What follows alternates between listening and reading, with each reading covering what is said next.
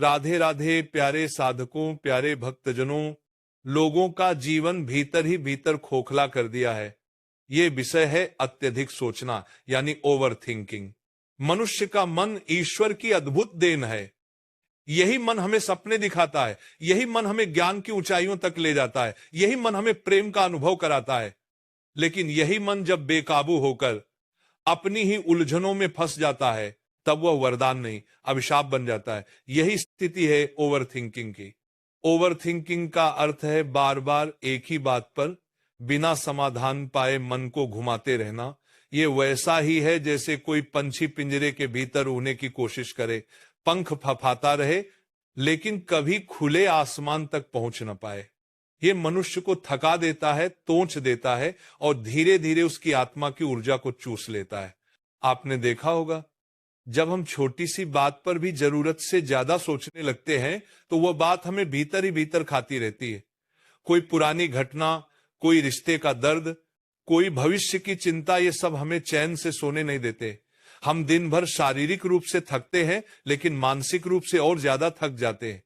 यही थकान धीरे धीरे जीवन की हर खुशी को छीन लेती है। सवाल यह है कि इंसान सोचता क्यों इतना है?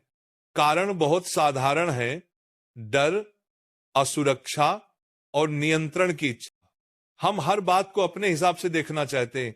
हम चाहते हैं कि भविष्य पूरी तरह हमारे हाथ में हो।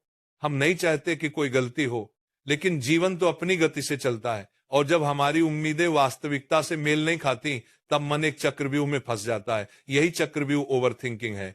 ओवर थिंकिंग केवल एक मानसिक समस्या नहीं है, ये आत्मिक और शारीरिक दोनों ही स्तर पर हमें तोच देता है। बार बार की चिंता से हमारी नींद खराब हो जाती है। नींद खराब होने से शरीर की रोग प्रतिरोधक क्षमता कमजोर होती है, फिर हमें बीमारियां घेरने लगती हैं। धीरे धीरे मन इतना बोझिल हो, धीरा भी इतना मूल्य से दोनों के साथ धीरे धीरे मन नींद खराब हो जाती है। जाता है कि व्यक्ति छोटी सी बात में भी आनंद नहीं ले पाता। हंसते हुए चेहरे के पीछे भी उसका दिल भारी रहता है। यही कारण है कि कहा गया है, मन के हारे हार है, मन के जीते जीत। अब ये समझना जरूरी है कि ओवर थिंकिंग का इलाज कहाँ है। इलाज बाहर कहीं नहीं बल्कि भीतर है। जब तक हम अपने मन को सही दिशा नहीं देंगे तब तक ये मन हमें उलझाता रहेगा। मन को साधना होगा और ये साधना कोई असंभव कार्य नहीं है। पहला उपाय है वर्तमान में जीना। अतीत की गलतियां और भविष्य की चिंताएं ही ओवर थिंकिंग का सबसे बड़ा कारण है। लेकिन सच्चाई यह है कि अतीत बदल नहीं सकता और भविष्य अभी आया नहीं है। आपके पास केवल वर्तमान है। यदि आप वर्तमान क्षण में जीना सीख लें तो पीरा सालों के बाद में लेगा, ओवर थिंकिंग धीरे धीरे मिटने लगेगा। दूसरा उपाय है ईश्वर का स्मरण। जब मन बार बार किसी बेकार की सोच में फंस जाए तो तुरंत नाम जप करिए। प्रभु का नाम ऐसा औषधि है जो मन को तुरंत शांत कर देता है। नाम स्मरण से मन एक बिंदु पर ठहरता है और वही ठहराव आपको शांति देता है। तीसरा उपाय है कृतज्ञता। ओवर थिंकिंग करने वाला मन हमेशा कमी ढूंढता है, हमेशा डरता है कि क्या होगा। लेकिन जब आप अपने जीवन में जो है उसका आभार मानना शुरू करते हैं तो मन डरने के बजाय संतुष्ट होने लगता है। रात को सोने से पहले 5 चीजें लिखें जिनके लिए आप आभारी हैं। यह छोटा सा अभ्यास धीरे धीरे मन को सकारात्मक बना देगा। चौथा उपाय है कर्म। जो लोग ओवर थिंकिंग करते हैं वे अक्सर सोचते बहुत है लेकिन करते कुछ नहीं। लेकिन जैसे ही आप कर्म करना शुरू करते हैं, कार्य में लग जाते हैं, वैसे ही मन की भटकन कम हो जाती है। कार्य ही मन को दिशा देता है, निष्क्रिय मन ही सबसे ज्यादा सोचता है। पांचवा उपाय है साधना। प्राणायाम, ध्यान और मौन का अभ्यास। जब आप प्रतिदिन कुछ देर शांति में बैठकर अपने श्वास पर ध्यान देंगे तो मन का शोर कम होगा। यह अभ्यास धीरे धीरे ओवर थिंकिंग की आदत को तोड़ देता है।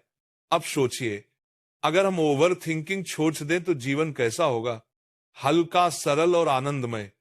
तब हम छोटी छोटी चीजों में भी सुख पाएंगे, तब हम हर रिश्ते में शांति लाएंगे, तब हम अपने सपनों को पूरा करने के लिए कदम बढ़ाएंगे। याद रखिए, ओवर थिंकिंग से कभी कोई समस्या हल नहीं होती। समस्या तभी हल होती है जब हम निर्णय लेते हैं और कार्य करते हैं। मन को सोचना है तो रचनात्मक सोचने दो, सकारात्मक सोचने दो, लेकिन बार बार चिंता में उसे मत फंसने दो। जीवन एक यात्रा है और इस यात्रा में हमें अपने मन को साथी बनाना है, शत्रु नहीं। यदि मन को साध लिया तो जीवन स्वर्ग बन जाएगा, और यदि मन को बेकाबू छोड़ दिया तो यही जीवन नरक बन जाएगा। इसलिए हे साधकों, आज से संकल्प लीजिए कि हम ओवर थिंकिंग नहीं करेंगे, हम अपने मन को शांति देंगे, हम हर परिस्थिति में वर्तमान क्षण का आनंद लेंगे, हम प्रभु के नाम का सहारा लेंगे, हम कार्य करेंगे, साधना करेंगे और अपने जीवन को सार्थक बनाएंगे।